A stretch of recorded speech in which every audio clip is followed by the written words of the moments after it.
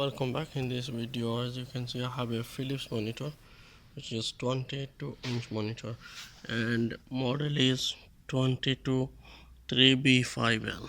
It's on a base stand, and if you want to you can change it to Vesa mount height adjustable stand by using, if you have any additional stand, height adjustable. So I'll show you how you can change this stand from this monitor. First of all, if you want to remove the stand, make sure you unplug from the power and try to put it in a flat surface like this. First we'll remove this base stand from base plate. So to remove this base, you just need to slightly pinch those two plastic inner way and push the plastic on there. And now you need to use any small screwdriver, or you can just slightly press it down.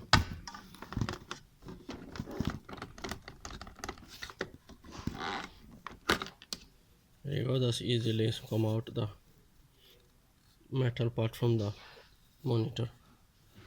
So this is how you remove the stand from B223B5L Philips monitor. Thank you for watching. If you like it, please subscribe the channel.